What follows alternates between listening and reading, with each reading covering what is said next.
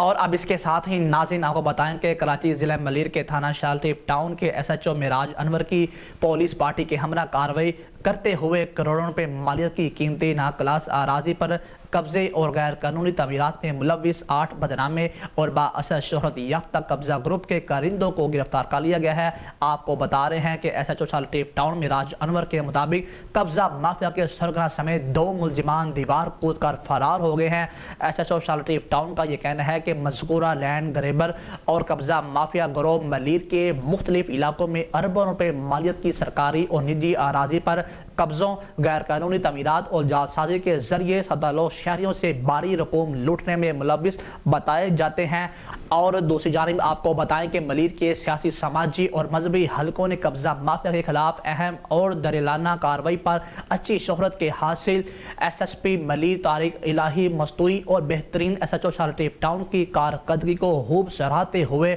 زبردست خراج تحسین بھی پیش کیا۔